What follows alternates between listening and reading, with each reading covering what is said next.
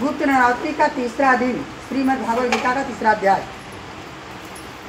संस्कृत पढ़े हैं, अब हिंदी में आप लोग को समझाने जा रहे हैं। अर्जुन बोले, हे जनार्दन, यदि आपको कर्म की अपेक्षा ज्ञान श्रेष्ठ मान्य है तो फिर हे केशव, मुझे भयंकर कर्म में क्यों लगा रहे हैं। अर्जुन कह रहे हैं कि अगर कर्म से जो है कि ज्ञान श्रेष्ठ है तो मुझे भयंकर कर्म में क्यों लगा रहे हैं आप। अर्जुन कह रहे हैं, हे प्रभु, आप मिले हुए से वचनों को मेरी बुद्धि मानो मोहित कर रहे हैं। इससे उस एक बात को निश्चय करके कहिए जिससे कल्याण को प्राप्त हो जाए। मतलब एक बात करके जो मैं कल्याण को प्राप्त हो जाए। श्री भगवान बोले, हे निष्पाप अर्जुन, इस लोक में दो ही प्रकार की निष्ठा मेरे द्वारा पहले से कही गई है। उनमें से सांख्य योगी निष्ठा ज्ञान योग से और योगियों की निष्ठा कर्म योग से कही गई है। मनुष्य न तो कर्मों के आरंभ किए बिना निष्कर्ताओं की यानी योग निष्ठा को प्राप्त हो, मतलब बिना कर्म आरंभ किए बिना कुछ किसी चीज़ को प्राप्त नहीं कर सकता, वो प्राप्त नहीं कर सकता। न तो कर्म योग के केवल त्याग मात्र से सिद्धि यानी सांख्य योग को प्राप्त होता है, मतलब कि बिना कर्म के कुछ प्राप्त नहीं कर सकता। ये भी नहीं है कि केवल सांसारिक चीज़ को त्याग कर ले तो सांख्य योग प्राप्त कर लेगा। क्यों? कारण कि सब करते हुए त्याग करना चाहिए, सबके बीच रहते हुए त्याग होना चाहिए, तब जो है सांख्य कहलाएगा। निसंदेह कोई भी मनुष्य किसी काल में क्षण मात्र भी बिना कर्म किए ही नहीं रह सकता, क्योंकि सारा मनुष्य समुदाय प्रकृति जनित गुणों द्वारा परवश होकर कर्म करने के लिए बाध्य किया जाता है। जो मूढ़ बुद्धि मनुष्य कह रहे हैं, भगवान कह रहे हैं, हे अर्जुन, बिना कर्म किए मतलब प्रकृति सबको बाध्य करती है काम करने के लिए। कल भी आप लोगों को समझाए हैं, क्या कहे हैं, समस्त इंद्रियों को हठ पूर्वक ऊपर से रोक करके मन से इन इंद्रियों के विषयों को चिंतन करता रहता है, वह मिथ्याचारी अर्थात दंभी है। कहा ऊपर से दिखावा, भाई भगवा रंग लिया, ऊपर से भगवा रंग लिया कि हम प्रभु को जपते हैं, जो है ऊपर से रंग लिया कि प्रभु को जपते हैं, और अंदर अंदर सांसारिक चीज़ों की बातें चल रही है। और ऊपर से दिखा दिया कि बहुत महान है और हम बहुत ज्ञानी है, मुख से भी बोलेगा लेकिन अंदर उससे सांसारिक चीज़ों की बातें चलती रहती है। तो क्या भगवान करें, ऐसा प्राणी मिथ्या मतलब झूठा होता है, दंभी होता है, केवल दम भर बात रहती है, सामने जिस ले लीजिए ऐसा आदमी है। तो किंतु हे अर्जुन, जो पुरुष मन से इंद्रियों को वश में करके अनासक्त हुआ समस्त इंद्रियों द्वारा कर्म योग को आचरण करता है वही श्रेष्ठ है ना। जो पुरुष मन से इंद्रियों को वश में, अपने मन से इंद्रियों को अपने वश में करके समस्त कर्म को इंद्रियों द्वारा कर्म करता है वही, भगवान की अनासक्त हुआ समस्त इंद्रियों को द्वारा कर्म योग का आचरण करता है वही श्रेष्ठ है। वश में करके इंद्रियों द्वारा जो कर्म आचरण करता है, इंद्रिय द्वारा सब काम होता है लेकिन सब कुछ वश में करके, तब वह श्रेष्ठ मान्य है। तू शास्त्र विहित, अब यही पढ़ करके हम बोलते हैं और यही करते हैं। एक कहावत किसी संत ने कहा था, जग को जानने वाला जग बैरी हो जाता है। जो जग को जानने लगता है ना, तो यही जग वाले उसके बैरी हो जाते हैं। भगवान का, हे अर्जुन, तू शास्त्र विहित कर्तव्य कर्म कर, क्योंकि कर्म न करने की अपेक्षा कर्म करना श्रेष्ठ है। कर्म करने के न करने की अपेक्षा कर्म करना श्रेष्ठ है, तथा कर्म न करने से तेरे शरीर का निर्वाह भी नहीं हो सकता। यज्ञ के निमित्त किए जाने वाले कर्मों के अतिरिक्त दूसरे कर्मों को लगा हुआ ही यह मनुष्य समुदाय कर्मों से बलता है। इसलिए हे अर्जुन, तू आसक्ति से रहित होकर यज्ञ के निमित्त कर्म भली भांति कर्तव्य समझकर कर। समझ लो क्या करेंगे, कहना है कि जो यज्ञ निमित्त किए जाने वाले जो कर्मों के आसक्ति से रहित दूसरे कर्मों में लगा हुआ तू यह मनुष्य समुदाय कर्मों से बढ़ता है।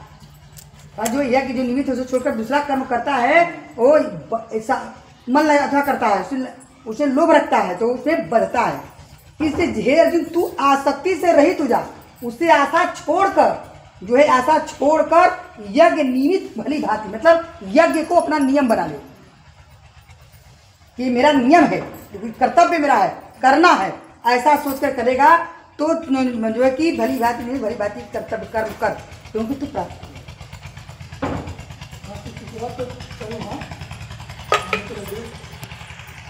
खोला ही से कर देखा टाइमर रुक जाता।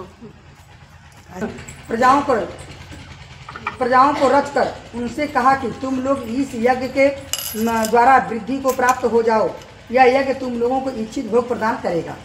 क्या करें? भगवान कह रहे हैं कि प्रजापति ब्रह्मा ने कल्प के आदि में, मतलब जो इस शुरुआत हुई सृष्टि तभी उन्होंने यज्ञ सहित प्रजाओं को, मतलब आप लोगों की रचना की, यज्ञ सहित आप लोगों की रचना की, रच कर उन्होंने तुम लोग तो और रचना करके कहा कि तुम लोग इस यज्ञ के द्वारा वृद्धि को प्राप्त हो जाओ, इस यज्ञ द्वारा तुम लोग वृद्धि को प्राप्त हो जाओ। यज्ञ तुम लोगों को इच्छित भोग प्रदान करेगा, यज्ञ जो है तुम लोगों को इच्छा भोग प्रदान करेगा। तुम लोग इस यज्ञ के द्वारा देवताओं को उत्पन्न करोगे। अब आप लोग स्पष्ट समझ लिए, यज्ञ कर रहे हैं ना, नहीं करोगे नहीं मिलेगा कुछ। जब घर जाकर सो जाती है ना, पूर्णिमा को यहाँ पहुँचने का प्रयास करें, क्या करें? कर्म आदमी बढ़ रहा है, क्यों बढ़ रहा है? वो अगले जन्म का पुण्य किया है इसलिए वो बढ़ रहा है, और जिस दिन उसके पाप ढलेंगे उस दिन उसको समझ में आएगा तो पापी है, जब भी बढ़ रहा है। ये केवल कहने मात्र है, लेकिन उन्होंने रचा है तो कहा है, कल्प के आदि में उन्होंने कहा है, ब्रह्मा जी जब रचना किए तो आप लोगों मनुष्यों को यज्ञ सहित रचना की थे, और यज्ञ द्वारा तुम लोग वृद्धि के मतलब बढ़ो, आगे के बढ़ो। यज्ञ द्वारा जब बढ़ोगे तो कह रहे हैं तुम लोग इस यज्ञ के द्वारा देवताओं को उत्पन्न करोगे, यज्ञ द्वारा देवताओं को उत्पन्न करोगे, देवता तुम लोगों को उत्पन्न करेंगे, देवता तुम लोगों को उत्पन्न करेंगे। इस प्रकार से निस्वार्थ एक दूसरे के उत्पन्न करते हुए तुम लोग कल्याण को प्राप्त हो जाओ, एक दूसरे को उत्पन्न करते हुए कल्याण को प्राप्त हो जाओ। ऐसा करोगे तो तुम्हारे वंश में सब दूर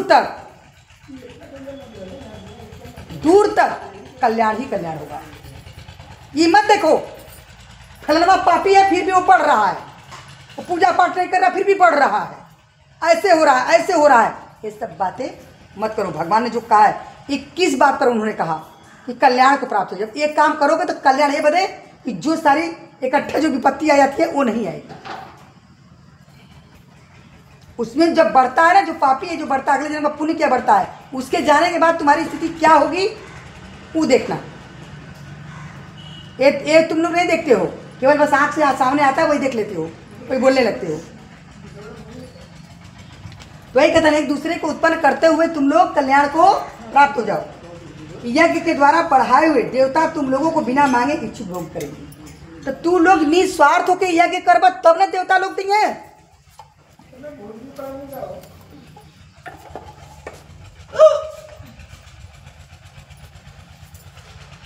तुम लोग निस्वार्थ करबा, बोलने पड़े निस्वार्थ, लेकिन देवता लोग तुम लोगों को बिना मांगे ही भोग देंगे निश्चय करके। तो आप लोग निस्वार्थ करेंगे तब ना देवता लोग देंगे। यहाँ तो गठरी भर आप लोग स्वार्थ में आई हैं, स्वार्थ में आई हैं, और वो भी लगा भी नहीं रही हैं, तो कहाँ से देंगे? जो आकर घर के आपके पति जी कहते प्रवचन करते हैं, कहाँ से देंगे? लगाती हैं, मुश्किल से नरियर चढ़ाने में कष्ट होता है, वो भी बड़े कष्ट के साथ चढ़ाती हैं। देवताओं को अगर देना पड़ता है नरियर चुनरी तो वो भी बड़े कष्ट के साथ चढ़ाती हैं, और वो फिर पितरों का पिंड दान करती हैं, तो पिंड दान में जो लगाती हैं, हमें तो क्या जो भी यज्ञ पूजा होता है उसमें सम्मिलित करती हैं। हवन ना हवन सामग्री के देती है, ना घी का देती है, ना कपूर का देती है, कुछ देती है कुछ मंदिर का। तो किस उम्मीद में सोचती हैं आप लोग? कि मेरा कल्याण नहीं हुआ, हम जा रहे हैं वहाँ मेरा कल्याण नहीं हुआ। आपने कभी सोचा है कि हमने वहाँ लगाया क्या, दिया क्या? यहाँ भगवान कह रहे हैं ना कि निस्वार्थ एक दूसरे के करो तुम।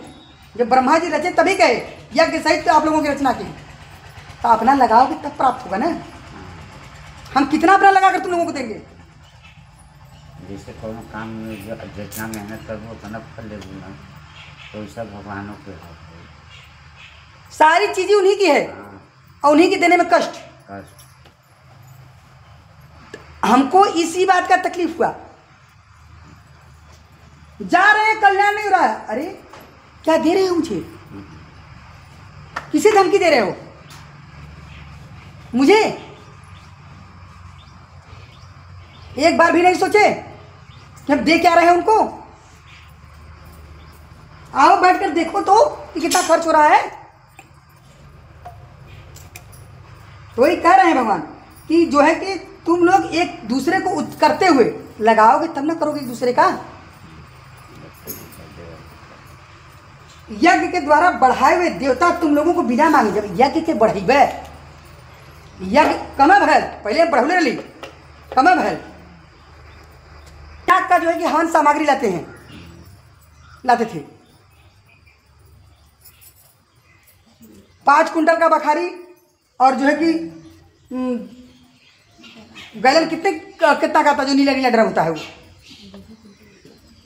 नहीं छोटका वाला जो आता है 1000 लीटर वाला, उसमें उसमें भरा रहता था। एक दिन में 55-56 हजार हवन हो, मंत्र का 55-56 हजार मंत्र का हवन हो।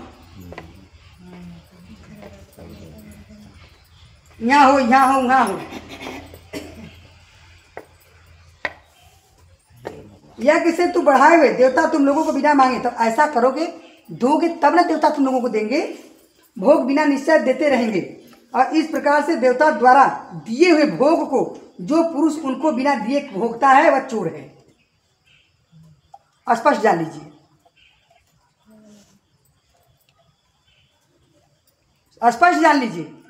उन्होंने कहा कि जो उनको देकर खा, उनसे दिए हुए बचे हुए अन्न को खाता है वो ठीक है, लेकिन जो नहीं उनको बिना दिए ही खाता है वो चोर है। स्पष्ट। तो यहाँ आप लोग को जो कहते हैं ना, गिनते हैं ना, हमसे जब बात आप लोग करते हैं क्यों गुस्सा करते हैं, क्यों बोलते हैं? सबसे पक्का चोर दूसरे को मारते, सबसे पक्का चोर तू लोग है, सबसे बड़ा पापी तू लोग है। दूसरे के बाद फलनवा का भूत धरे ले, फलनवा का देखा भूत धरे ले। पहले बात है देवता का हक मार ले, खा ले, कुछ नहीं खा जा रहा है। परमात्मा हक मार ले, खा ले। माई बाप पैदा कर ले, उनकर भी हक मार के खा जाए, तो कहां से होगा भाई बताइए? बहुत है, कोई त्योहार आया, नवरात्र आया, कुछ आया, वो सड़लवा जो पूरे दुकान का बटोरल झारन रखल है धार, वो लेके जाइबा दिए हमारे देवता खुश हो गए। हाँ मतलब दुकानिया पसंद मिलवा काला उधार हाँ कि बटोरा ना, अभी सब वो तू खा गवा डिवा पर सबको दे गलो नहीं। अरे बच्ची वैसे सब देता दुकानवा में देबो करल त करा का काहे बदे? खाली भूख लइया कुछ नहीं, मानसिकता ये बन गया है। तो तुम जब वो सड़लका उनको दोगे तो उम्मीद कैसे रखोगे कि मुझे साफ मिलेगा?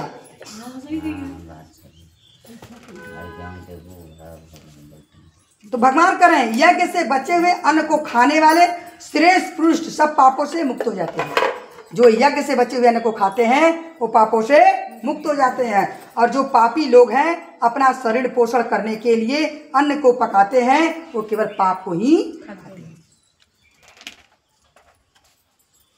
संपूर्ण प्राणी अन्न से उत्पन्न होते हैं, संपूर्ण प्राणी अन्न से उत्पन्न होते हैं। अन्न की उत्पत्ति वृष्टि से, वर्षा से होती है, और वर्षा किसी से प्राप्त होती है? यज्ञ से होती है। और यज्ञ की प्राप्ति किस पर होती है?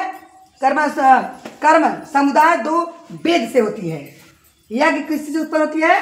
वेद से होती है। और वेद के अविनाशी परमात्मा से उत्पन्न होता है। वेद अविनाशी जिसका नाश नहीं होता है उस परमात्मा से उत्पन्न हुआ। जान, इससे सिद्ध होता है कि सर्वव्यापी परमात्मा परम अक्षर परमात्मा सदा यज्ञ में प्रविष्ट है। हे पार्थ, जो पुरुष इस लोक में इस प्रकार से परंपरा से प्रचलित कथन, जो पुरुष इस संसार में इस लोक में इस प्रकार परंपरा से प्रचलित सृष्टि चक्र के अनुकूल बरतता है, सृष्टि चक्र के अनुकूल, जो सृष्टि चक्र का अनुकूल है उसके अनुकूल बरतता है, अर्थात अपने कर्तव्य का पालन नहीं करता है, वह इंद्रियों के द्वारा भोगों में रमण करने वाला पापायुक्त पुरुष व्यर्थ जीता है, उसकी जिंदगी व्यर्थ है। लेकिन आप लोग ये कहेंगे वो तो बड़े अच्छे से हो, वो तो बड़े अच्छे से है, हम कैसे बताएं? केवल मुंह से कह सकते हैं।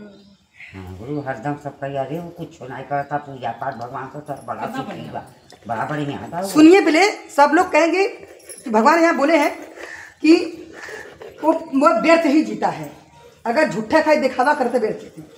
हम तो स्पष्ट देख रहे हैं, आप लोग देख नहीं सकते, कहने पर भी आप लोग उस चीज पर स्वीकार नहीं करेंगे, क्योंकि कहते हैं अरे एक दिन मरना ही है, लेकिन एहसास तो कर लो उसको कि मौत होती है, कैसे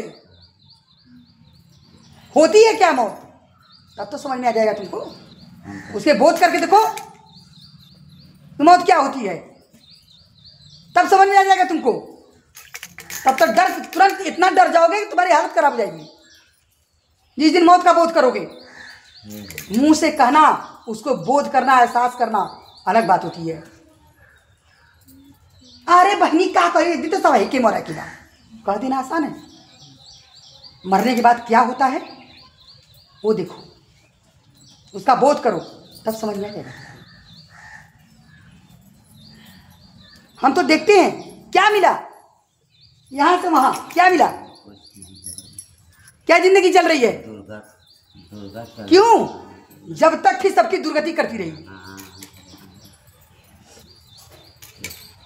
तो ये बात के तू लोग एहसास न कर, वो हम एहसास कर लेके देखा मिला था, कैसे मिला था, अच्छी तरह समझ में आवा है, जल्दी नहीं आने वाला है, अच्छी तरह समझ में आवा, सबके समझ में आवा। और वो बड़ा हुई तब माया में आई, तब करो न समझ में आई। सृष्टि चक्र के अनुकूल नहीं बरतता है, अर्थात कर्तव्य का पालन नहीं करता है, वह इंद्रियों के द्वारा भोगों में रमण करने वाला पापायुक्त इंसान व्यर्थ जीता है। परंतु जो मनुष्य आत्मा में ही रमण करने वाला है, जो आत्मा में ही तृप्त है, आत्मा में ही संतुष्ट है, उसके लिए कोई कर्तव्य नहीं है।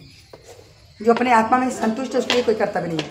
जो लोग आप लोग सोचती हैं कि ये नहीं करती वो करती नहीं, मैं संतुष्ट हूँ, तो अपने पितरों को तारने में, केवल अपने भक्ति और मंत्र द्वारा उनको तारने में कोई सामग्री की जरूरत नहीं है मुझे, बस जलांजलि लेकर के मंत्र पढ़ के छोड़ देना है, मेरे पितर तृप्त हो जाएंगे। लेकिन आप लोग सोचिए अपने बारे में, क्योंकि मैं संतुष्ट हूँ, जो भी कार्य करें संतुष्ट हूँ।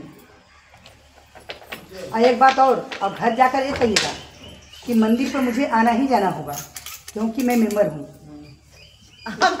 हाँ, कर्म करने का कोई प्रयोजन, न कर्म करने से ही कोई प्रयोजन उसका है। तथा वह संपूर्ण प्राणियों में भी वह इसका किंचित मात्र स्वार्थ से रहित है, केहू से स्वार्थ होकर नहीं रहता, थोड़ा सा भी कोई से स्वार्थ नहीं रखता है। इसलिए तू निरंतर स्वार्थ देखा, यही से जब